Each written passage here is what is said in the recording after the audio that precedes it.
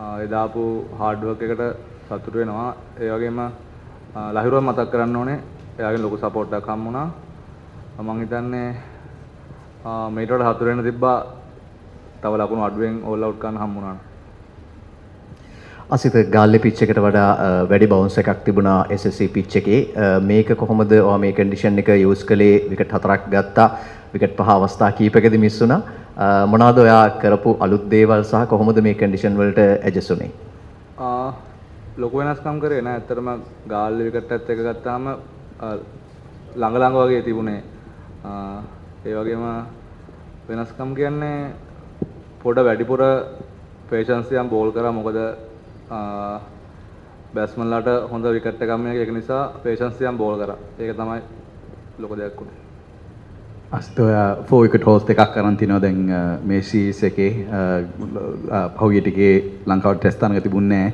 Fast bowler කෙනෙක්ට කොච්චර අමාරුද ඔය වගේ ෂෙඩියුල් එකක් තියෙනකොට මෙහෙම මැච් ෆිට් වෙලා ඔය වගේ ලොකු එෆර්ට් එකක් දාන්න ක්‍රීඩාංගනේ.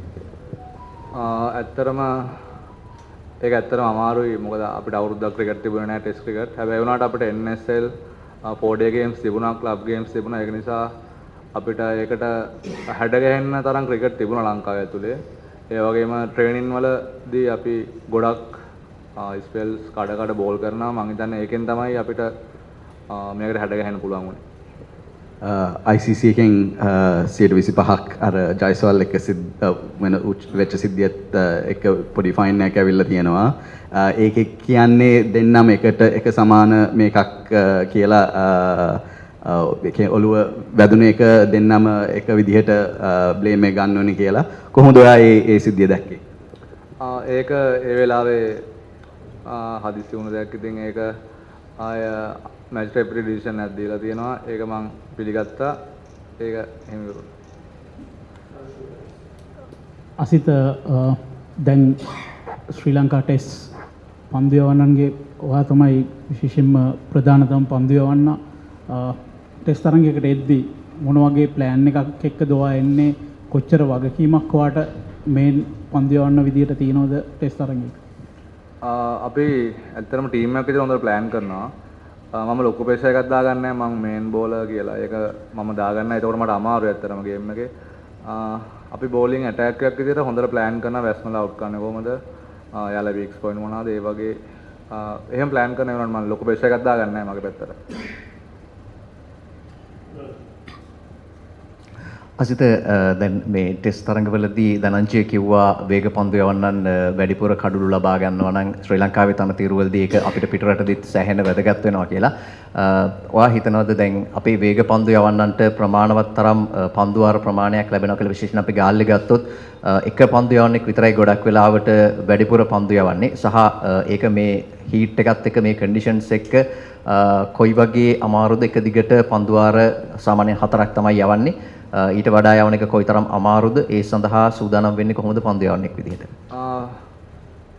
ඒක අපි ඇත්තටම කන්ඩිෂන් වලට අපේ හෝම් කන්ඩිෂන් වලට හුරු වෙලා තියෙනවා. අපි පොඩි කාලේ නම් මේ හීට් එකේ පන්දු යවන්නේ අපි ඒකට හුරු වෙලා තියෙනවා. මං හිතන්නේ ඒක අමාරු දෙයක් කියලා. ඒක අපි හැමෝම ඒ කියන්නේ ඕන කන්ඩිෂන් එක අපි හැමෝම ඒක පිළිගන්න ඕනේ. ඒක මං හිතන්නේ ඒක එහෙම අමාරු දෙයක් නෙවෙයි.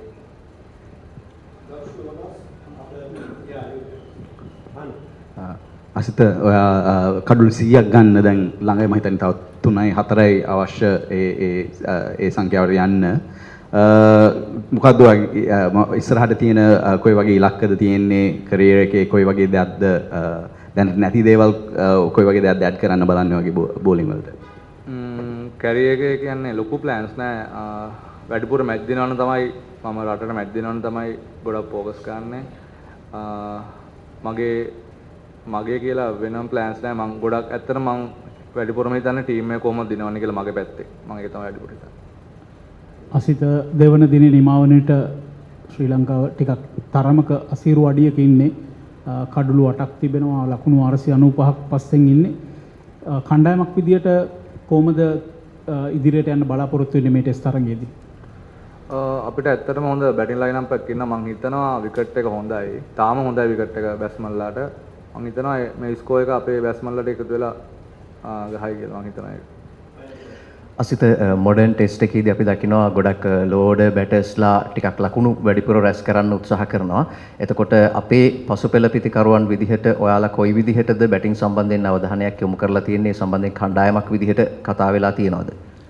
ඔව් අපිට කෝච් ටාගට් එකක් දීලා තියෙනවා. අපිට ප්‍රැක්ටිස් වල බැටිං හම්බ වෙනවා ඇත්තටම. වෙනදාට වඩා හම්බ වෙනවා. අපි try කරනවා අන්තිම බැස්මන 3-4 දෙනාත් ස්කෝර් එකක් දාලා දෙන්න ටීම් එකට.